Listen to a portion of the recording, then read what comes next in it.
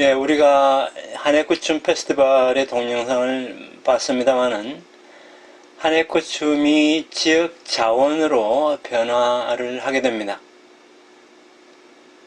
1992년이 되게 되면은 4년에 한 번씩 개최하는 큰 제례때에 청년회에서 한해꽃춤을 추고 싶다라는 그러한 이야기가 나오게 됩니다. 물론 그전에도 췄습니다만은 한해꽃춤이 이제 무형문화재로 군 무형문화재로 지정이 됐고 다양한 활동을 통해서 알려졌기 때문에 이것을 좀 특화시켜서 한번 축제를 한번 만들어 보자, 그런 얘기가 나온 것이죠. 그래서 이 얘기가 나오기 이전에 한해꽃춤은 데라사키 주민에 의한, 주민을 위한 그러한 하나의 이벤트였습니다. 즉 제례 행사의 부대 행사였던 거죠. 그래서 어떻게 보면은 규모도 소규모의 하나의 여흥에 불과했습니다.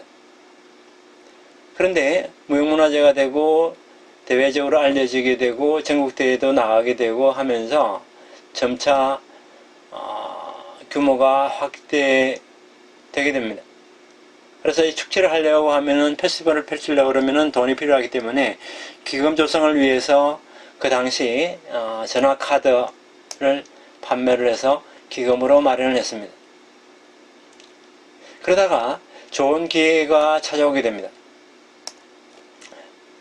1993년에 정부에서 실시하는 지역 활성화 사업 보조금을 신청을 했는데 당선이 된 거예요. 그래서 3년 동안 그 지원금을 받을 수 있게 됐습니다. 그런데 큰 제례가 4년에 한 번씩 하기 때문에 3년 동안은 사실 춤을 출 수가 없단 말이에요. 그죠? 그래서 이 관련 행사인, 즉 부대 행사인 한해꽃춤을 그럼 매년 하는 것은 어떻겠느냐, 따로 특화시켜서. 그런데 이제 이 보조금 성격이 지역 활성화이기 때문에 인근 지역구하고 공동으로 사업을 실시하게끔 되어 있었어요. 근데 때마침 지역구 내에 초등학교, 처음에는 하나의 초등학교였습니다만은 인근의 초등학교 3개까지 가르치게 됐고, 또 나중에는 중학교까지 이제 가르치게 됐다고 이제 말씀을 드렸습니다만은, 지역구 내에 있는 3개 초등학교에서 방과 후 교실에 한해꽃춤을 약 한 20년 동안 전수 활동을 해왔단 말이죠. 20년 동안 전수 활동을 해왔기 때문에 그동안 졸업한 졸업생들도 많이 있을 것 아니에요. 전국 뿔뿔이에 흩어져 있던 졸업생들이 이 한해꽃 페스티벌을 하게 되면은 많이 모여들 거라고 예상을 한 겁니다. 자, 이러한 것들이 한해꽃 춤 페스티벌의 하나의 개최 배경이 되었습니다. 자, 그러다 보니까 앞서 살펴봤던 상공회를 이제 끌어들이면서 점차 규모가 확대되어 갑니다. 앞서 영상에서 보셨다시피 마지막에 이제 불꽃 축제로 피날레를 장식을 하게 되는 그러한 프로그램으로 만들어지게 됩니다. 규모가 커지다 보니까 마을의 청년회에서 보존회를 결성을 해서 그들이 기획을 했던 이 페스티벌이 규모가 커지자 군 단위 행사로 확대되게 되고, 지금 수천 명이 참가를 한다고 앞 시간에 말씀을 드렸습니다. 그러다 보니까 대외적으로 알려지게 되자 외부 관람객을 끌어들이는 하나의 자원으로서 활용을 하기 시작을 합니다.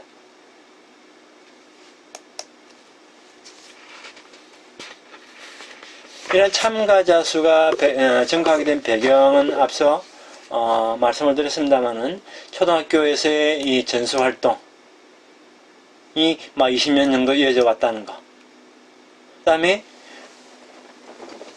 전국에 있는 한해꽃춤 동호회가 결성이 되면서 그들도 이 페스티벌에 참가를 하게 됩니다. 또 동경의 그 무용가가 전수를 받았고 그 무용가 제자들이 또 활동을 하는 초등학교 외에 한해꽃춤을 배운 전국 각지의 동호회들이 참가를 하게 됩니다. 실제 한해꽃춤을 출 때에는 보존회에서 전수한 단체 이외에 독자적으로 자신들의 춤을 보여주는 그러한 자유형 춤도 사실 참가를 허용했습니다. 그래서 이 한해꽃춤 이외에 다양한 춤꾼들이 이 페스티벌에 참가해서 자신들의 춤을 소개하는, 보여주는 그러한 자리가 마련이 되게 됩니다. 그러한 그 좀 열린 오픈 마인드, 즉 지역 자원화 성공 배경으로서 외부인에 대한, 외부 단체에 대한 어떤 관용이 또 하나의 성공 요인이 아니었나 그렇게 생각을 합니다. 그래서 보존회는 청년회 회원들과 그 다음에 청년에서 탈퇴한 오비들이 결성한 이 보존회는 지역 자원화에 하나의 중심적인 그러한 역할을 하게 되고요. 그런 역할을 하게 되는데 문화재 보유 단체로서 사실 결성된 것은 아닙니다.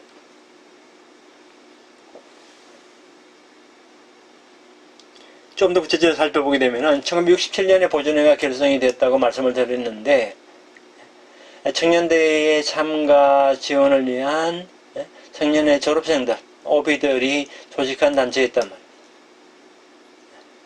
그래서 이들이 이제 음악 반주를 지도하는 역할, 그 다음에 외부 활동, 뭐 청년대회에 참가한다든지 아니면 초등학교에 가서 전수 지도를 한다든지, 그 다음에 외부 공연 요청이 들어왔을 때 거기에 대응하는 그러한 역할들을 쭉 하게 됩니다. 뭐 등등 이러한 한해꽃춤에 관여하는 사람들을 또 이제 관리하는 그러한 역할도 하게 되고요. 그러다 보니까 전국적으로 이제 네트워크가 형성이 되게 됩니다. 그래서 전국의 한해꽃춤을 대표하는 하나의 춤꾼 단체로서의 그 성격이 변하게 되는 거죠. 그래서 한해꽃춤을 전승하는 부분에 있어서 한편으로는 어떤 불변의 상을 띠고 있습니다만은 규모의 확대라든지 아니면 대외적으로 이렇게 전수활동을 하는 등등 다양한 활동을 보게 되면 하나의 또 변화의 상도 보입니다. 그래서 불변의 상과 변화의 상이 있는데 이러한 부분들을 다 허용하고 또 그 활동들을 할 수 있도록 지원하는 조직으로서 보존회가 그 성격을 달리하게 됩니다.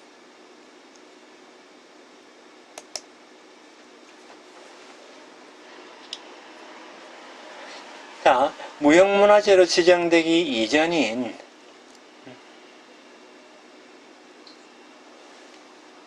즉 1975년에 문화재보호법이 전면적으로 개정이 된다고 말씀을 드렸습니다만은 이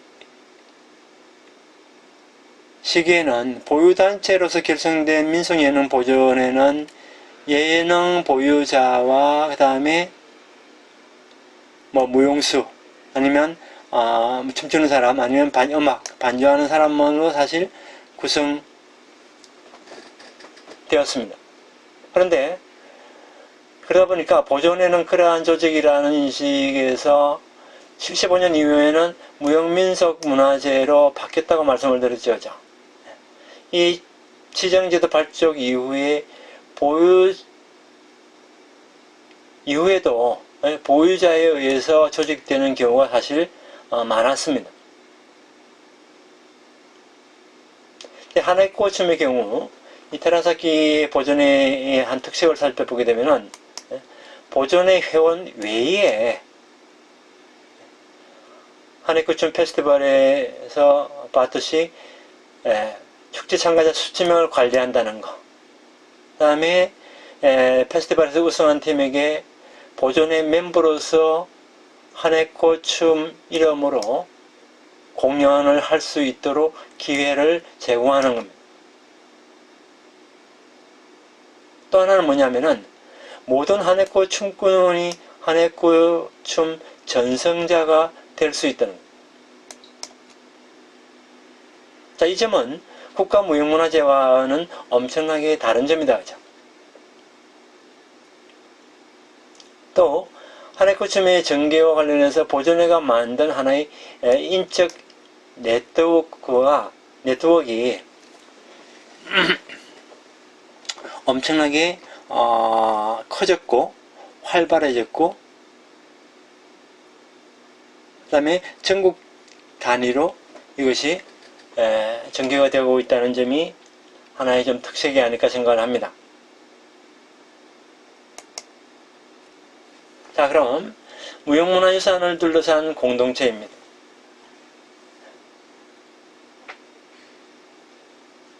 시간이 지나면서 이 보존회를 중심으로 한 하나코춤의 인적 네트워크가 점차 확대되어 갑니다.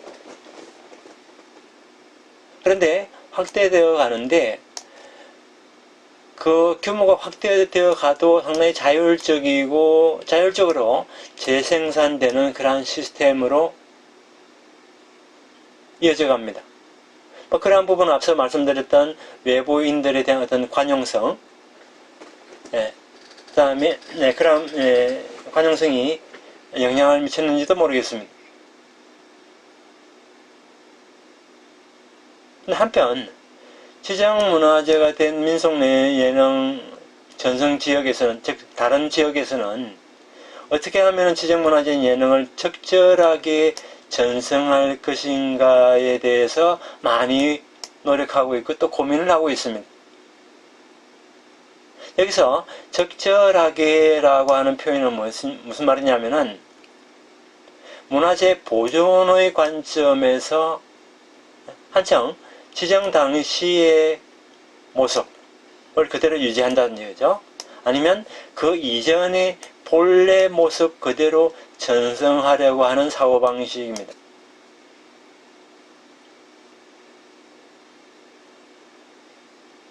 또 하나, 전국적으로 이러한 민속예능을 전승하는 지역에서는 과소화가 상당히 진행되고 있습니다.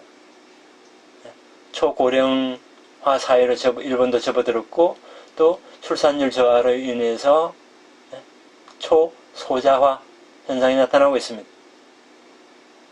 그래서 지방을 중심으로 예능을 전승할 수 없는 지역도 상당히 많습니다. 심지어는 국가무형문화재도 그렇고 유네스코 인류무형문화유산에 등재된 종목마저도 전승이 어려운 그러한 문제가 있습니다. 그래서 이런 소멸의 위기에 있는 문화유산도 이제 막 생겨나고 그러는데 그 대응책에 상당히 고심하는 보존회들도 많이 있습니다. 한국도 이러한 상황은 마찬가지입니다. 한국의 국가무형문화재 일부 종목에서는 정말 전승이 어려워서 반납을 하겠다, 우리 국가무형문화재 반납을 하겠다 하는 그런 지자체도 있고요. 그 다음에 특히 시도 지정 같은 경우는 더욱더 열악해서 어떻게 해서든지 국가무형문화재로 지정을 받으려고 노력하는 그러한 시도도 아니면 시도 무형문화재도 있습니다.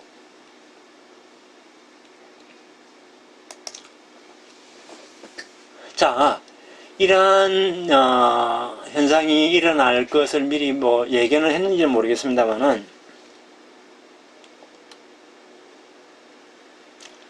2001년이 되게 되면 문화청에서는, 일본 문화청에서는 고향문화 재흥 사업을 실시하게 됩니다. 물론 이 사업은 2011년에 종료를 하게 됩니다. 이 제도의 이 사업의 특색이 뭐냐면은 국가지정 이외의 문화재에 정부가 처음으로 보조금을 지급한 점이에요.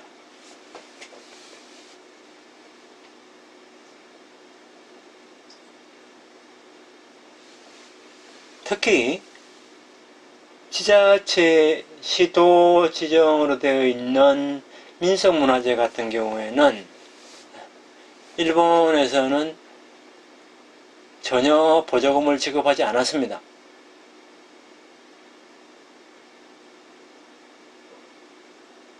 자, 이러한 배경에는 앞 시간에 이제 제가 말씀드렸습니다. 1990년대부터 시작한 고향, 공동체가 이 고향이 공동체 혹은 지역사회로 이른다고 말씀을 드렸습니다만은 고향을 키워드로 한 문화행정이 전개가 되었던 그러한 점이 영향을 미치지 않았나 생각을 합니다. 그래서 민속을 전통적인 것으로서 고정화시키는 효과가 있기 때문에 관광과 결부되는 만큼의 어떤 테마파크 같은 민속이 남을 위험이 있다. 그래서 문화재로 지정되었지만 보조금 지원이 없었던 무형민속 문화재에도 경제적으로 지원을 하게 됩니다. 그래서 모든 문화유산을 대상으로 한 고향문화 재흥 사업은 상당히 파격적이라고 할 수가 있습니다.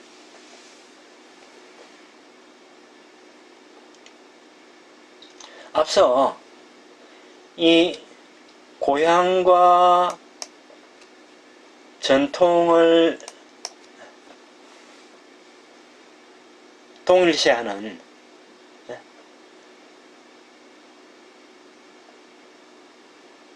그런 관련 정책이 상당히 곤혹스러운 그러한 문제점을 낳게 되는데, 이것 외에도 사실은 문화재 보호 행정의 어떤 서열화 구조에 대한 곤혹스러움도 있습니다. 지금 현재 또 그렇습니다만은 유네스코나 아니면 유네스코 인류 무형문화유산이나 세계유산에 등재되게 되면은 글로벌 스탠다드라는 이 제도에서 유네스코 유산으로 등재되는 것과 그 다음에 국가지정으로 등재되는 것과 그 다음에 시도지정으로 등재되는 것, 아니면 또 그 밑에 있는 군단위에 등재되는 것, 이러한 서열화가 생기게 됩니다. 생기게 되는데, 자, 이러한 국가의 정책 아니면 시책에 대해서 그럼 지자체 아니면 지방에서는 어떻게 이제 움직이느냐?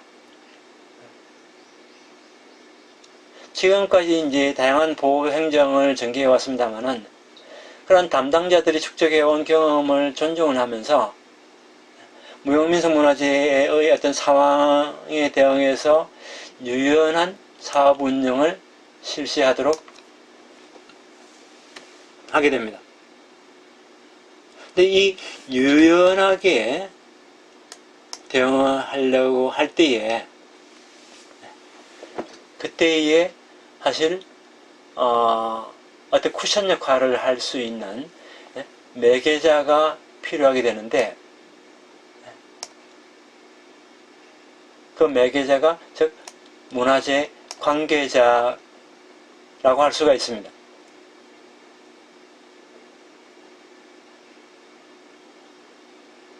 그거는 다양한 사람들이 이제 있을 수가 있습니다만 그 부분을 조금 이따 여기 밑에서 말씀드리기로 하고요.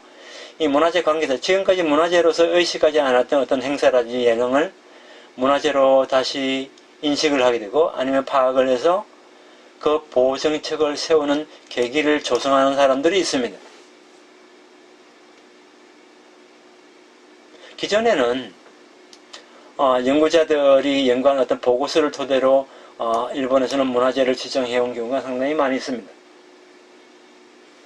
그런데 꼭 연구자뿐만이 아니라 해당 지자체의 담당 공무원이라든지 아니면 뭐 학교 선생님이 될 수도 있고 아니면 향토 사가도 될 수도 있고 뭐 다양한 사람들이 있을 수가 있습니다. 또 어떤 자발적인 활동으로서 문화유산에 관여하는 사람들도 많이 있습니다. 해당 유산에 대해서 어떤 역사적인 관심이 있다든지 아니면 어떤 뭐 조형물에 대해서 관심이 있다든지 아니면 어떤 뭐 생태에 대해서 관심이 있다든지 그죠. 그래서 자발적 활동으로 관여하는 사람들도 있습니다.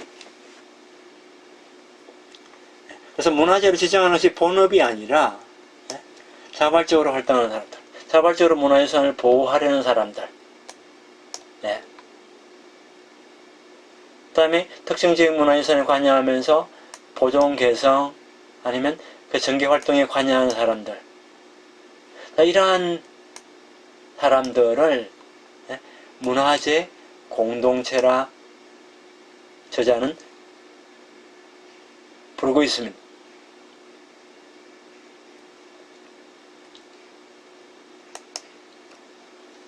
자, 그것을 좀 더 알기 쉽게 도식화한 것이 왼쪽인데요. 문화재 공동체란 뭐 예를 들어서 지역의 해당 민속 예능을 전승하는 보유자 혹은 보유단체도 될 수가 있겠죠. 그죠? 아니면 어떤 개인적인 동기에 의해서 주변적으로 공연에 관여하는 뭐 연구자라든지 아니면 또 외부에서 온 관심 있는 사람들 그죠? 뭐 사진작가도 될 수도 있는 것이고 그죠?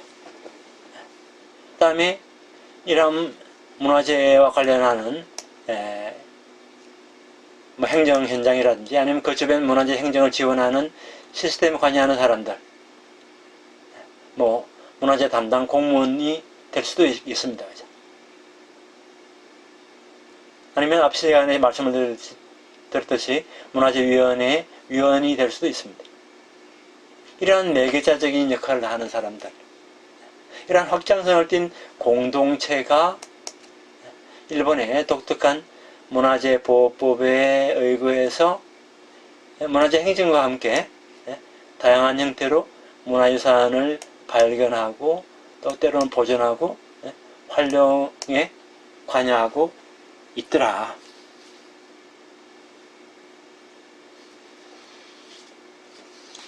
네. 자, 그럼 이것이 구체적으로 이 테라사키의 하네쿠춤 공동체와 관련해서 이 문화재 공동체가 어떻게 접목이 되는지 한번 살펴보도록 하겠습니다.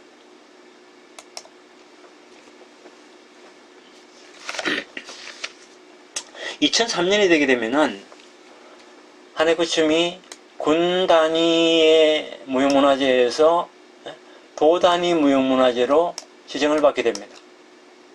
또 앞 시간에 말씀드렸듯이 전국 청년대회에 나가서 최우수상을 수상하게 됩니다. 그러다가 이듬해 2004년에는 전국민속예능대회에 참가도 하게 돼요. 이 전국청년대회에서 최우수상을 받은 이 수상 경력, 아니면 약 한 20년 이상 참가한 그 활약이 군문화재에서 도문화재의 발굴과 연결되지 않았나, 발굴의 어떤 계기가 되지 않았나 라고 생각을 합니다. 그 다음에 청년대회 참가 초기에는 근데 실제 이 보전의 회원들이 우리가 전승하는 이 예능을 문화재로 지정을 받아야 되겠다, 그러한 인식은 없었습니다. 그 다음에 그 이후의 어떤 전개 방식을 놓고 보더라도 지역 명칭이 앞에 붙는 어떤 문화재처럼 그런 어떤 폐쇄성을 띠고 있지는 않았단 말이에요. 우리 한국 같은 경우에는 뭐 꼭 예를 들어서 뭐 기지실이 줄다리기, 밀양 백중놀이. 반드시 지역 명칭을 이렇게 앞에 붙이곤 합니다. 그것은 어떤 지역의 어떤 아이덴티티, 정체성과 결부된 점도 있지만은, 사실 그렇게 붙임으로 인해서 사실 폐쇄성을 띠게 된단 말이죠. 근데 이 한해구청 같은 경우에는 그러한 폐쇄성이 없습니다. 특히 이 한해구청이 외부 공연 횟수가 폭발적으로 증가하는 시점이 1983년부터입니다. 그래서 테라사키라는 그 지역 내에서 머물고 있다가 이 청년대회라든지 이런 대회에 참가하면서 외부에 알려지면서 외부 공연이 늘어나는 것은 그만큼 그 가치를 인정받았다는 것이고 또 군 무형문화재이기도 한 점 등등이 작용을 하면서 축군들에게서는 상당히 명예로운 일이란 말이죠. 또 하나 외부에 나가서 활동을 하면 할수록 인적 네트워크가 확대가 됩니다. 그래서 이러한 인적 네트워크가 확대가 되면서 자연스럽게 다음 활동 준비로 이어지는 그러한 기회를 제공받게 되는 거죠.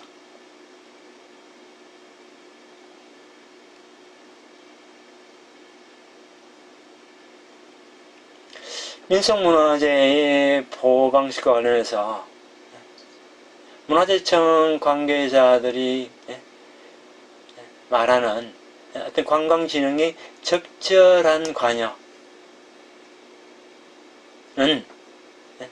한해구춤을 한해구춤답게 하는 것은 사실 지역진흥에 지나지 않습니다. 그래서 이 테라사키 주민들의 관점에서 보게 되면은 문화재 지정이라고 하는 것은 그렇게 크게 의미 부여를 하지 않는다는 것이죠. 어디까지나 한해구춤을 구성하는 요소 중 하나에 지나지 않는다. 왜? 뭐 꼭 이거 하지 않아도 한해구춤이 전국적으로 알려지게 되고 그동안에 초등학교라든지 아니면 뭐 동경이라든지 그죠? 어떤 계기가 돼서 많이 알려져 왔단 말이죠.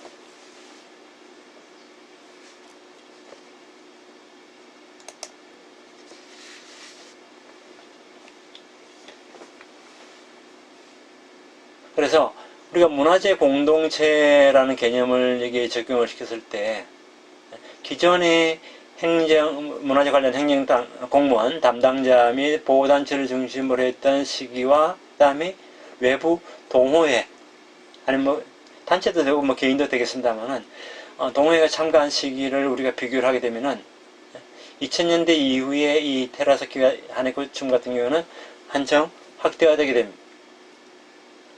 자, 이런 확대의 또 하나의 계기를 마련해 줬던 시대적 흐름이 무엇이냐 하면은 세계유산 협약 그 다음에 무형문화유산 협약입니다. 자, 이러한 협약에서 문화재 보호 행정이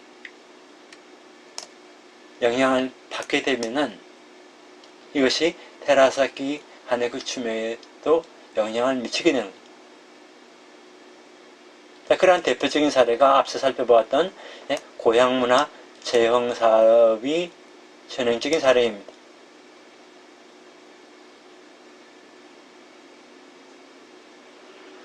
이 사업은 나중에 명칭을 바꿔서 문화유산을 살린 관광진흥 지역 활성화 사업 그리고 문화유산을 활용한 지역 활성화 사업으로 이렇게 발전해 나가게 됩니다.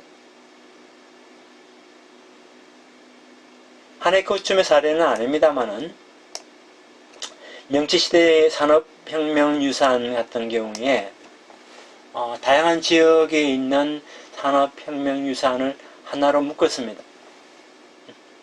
묶어서 이 덩어리가 하나의 어떤 스토리성을, 이야기성을 지닌 문화유산 활용 전개면에서, 활용 전개 속에서 점차 확대 발전해 나가고 있습니다. 한국과 관련해서는 이 산업혁명유산이 등재가 안 됐어야 한다고 주장을 하는 분들도 계신데, 왜 그러냐면 군함도라는 그 영화도 여러 번 보셨고 한때 매스컴을 떠들썩하게 했던 사례가 있습니다만, 거기에서 보셨듯이 일제강점기에 이 산업혁명 시설에 동원돼서 강제 노역을 한 사람들이 있었단 말이에요. 그러한 역사적인 배경이 있기 때문에 한국에서는 등재를 반대를 했습니다만, 어쨌든 일본에서는 이러한 부분들을 하나의 이야기성으로 꾸며서 활용을 하고 있다 라는 정도 이해를 해주시면 좋겠고요. 그 다음에 또 하나 이제 이 한해구춤의 보존해서 하고 있는 작업들이 뭐냐면, 전국을 대상으로 한 전수교재를 이제 만들게 됩니다. 그래서 앞서 시간에 제가 이 한해구춤 페스티벌에 참가하는 동호회 회원들이 보존 회원이 되게 되면은, 아니면 또 우수한 성적을 거두게 되면 보존 회원이 될 수 있는 자격을 준다고 말씀을 드렸고, 회원이 되게 되면은 이 한해꽃춤이라는 이름을 활용을 해서 자신들의 뭔가 작품을 만들 수 있는 기회를 준다고 이야기를 했습니다. 자, 그와 관련해서 문화유산이 고향을 벗어나는 것을 사실 허용하는 그러한 관용성을 띠고 있습니다. 그러다 보니까 한해꽃춤 공동체를 더욱더 확충시켜가는 계기가 됩니다. 자, 이런 한해꽃춤을 둘러싼 움직임은 유네스코가 상징하는 어떤 고정된 공동체, 중복됐네요. 고정된 공동체가 아니라 문화유산을 동시대의 사람들, 같은 시대에 살고 있는 사람들, 모든 세대에게 전하기 위해서 생겨난 공동체라고도 할 수가 있겠습니다. 즉 바꾸어 말하면은 유네스코는 해당 유산을 등재를 하게 되면은 그 유산이 등재되는 지역 내에 살고 있는 사람들의 어떤 공동체만 한정해서 이야기하는 경우가 많단 말이에요. 근데 사실 그것만으로는 논의가 부족하다. 이라는 문화의 공동체가 있다. 라는 점을 지적하는 이 논문의 저자의 아이디어가 상당히 독창적이라고 저는 평가를 하고 싶습니다. 그래서 처음에는 지역 주민이 한정되었던 것이 동호회가 관여를 들어오게 되고, 그 다음에 여기에다 또 문화재 관계자가 개입을 하게 되고, 또 페스티벌이 되면서 아니면 그 이전부터 관광객들이 개입을 하게 되고, 이러한 식으로 점차 그 외연을 넓혀가는 문화재 공동체가 형성되고 있습니다. 자, 중요한 점이 뭐냐면은 각각 정해진 어떤 이 문화재 공동체가 각각 정해진 역할 속에서 문화유산에 관여하는 것이 아니라, 문화재 공동체의 구성원이 각자의 어떤 이해관계나 아니면 관심에 따라서 서로의 어떤 자신의 어떤 입장을 바꿔가면서 문화유산에 관여하고 있다는 거예요. 또 그들 간에 정보를 가져와서 서로 이렇게 공유하기도 하고, 또 다음 활동을 시작하는 과정에서 문화유산의 어떤 보존, 개성, 전개가 다이내믹하게 동적으로 실현되고 있다는 겁니다. 자, 이러한 현상을 유네스코는 간과하고 있다는 것을 지적하고 있는 겁니다.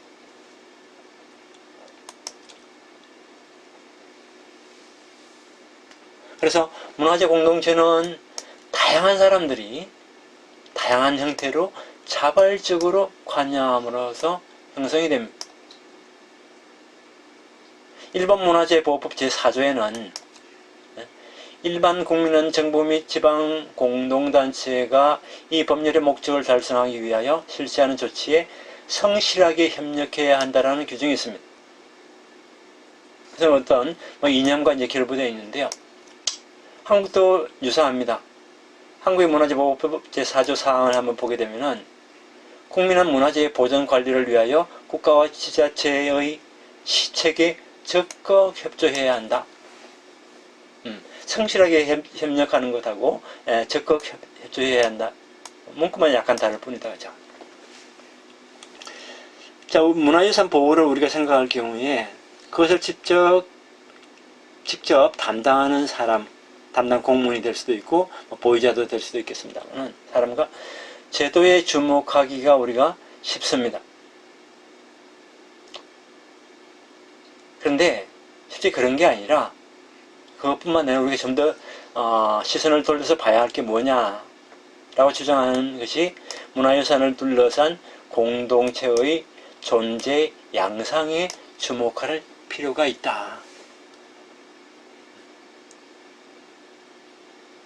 즉 고정된 그런 공동체가 아니라 상당히 유연한 공동체로서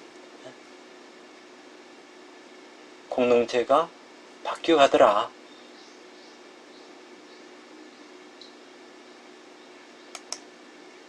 마지막 결론 부분입니다. 유네스코 무형문화유산 협약과 일본의 민속예능보호. 민속예능을 둘러싼 상황 변화의 한 어떤 패러다임의 변화라고 할까요? 크게 이제 출렁이기 시작한 것이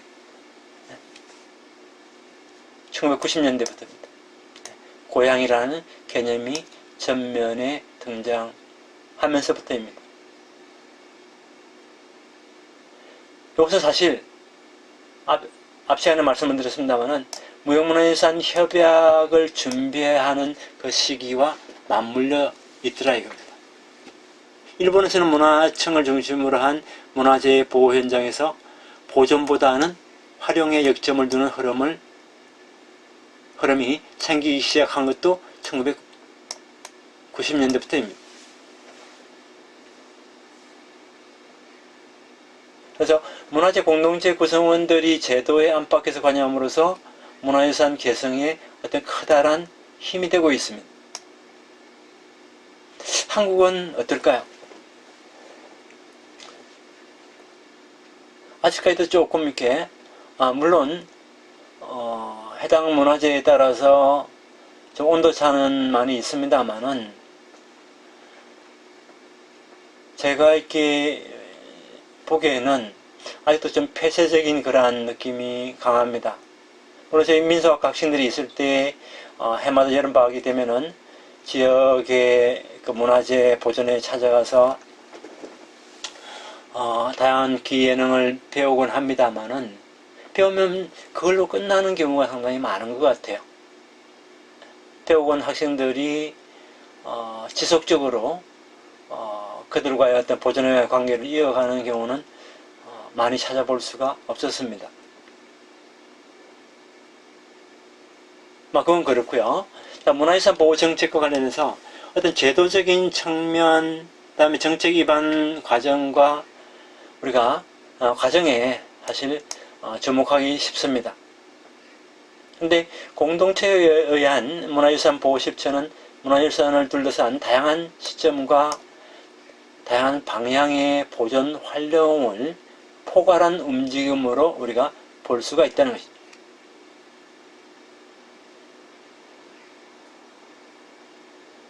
그래서 문화재 보호 행정에서 보는 어떤 부적절한 움직임과 그 다음에 실천 방식을 우리가 살펴봄으로써 공동체의 어떤 자율적인 문화유산 보호 실현이 가능할 수도 있다. 라는 것이 저자의 주장인 것 같습니다. 자, 그럼 이번 시간에 강의를 듣고서 여러분들이 한번 적용을 해보시기 바랍니다. 한국의 민속예능 가운데 인류무형문화유산으로 등재된 종목들이 꽤 있습니다. 예를 들어서 정묘제래미, 정묘제래학부터 시작해서 강릉단오제, 남사당놀이, 강황술래 등등이 있습니다. 이러한 종목들은 기본적으로 국가무형문화재입니다. 물론 종목에 따라서는 시도무형문화재도 있습니다.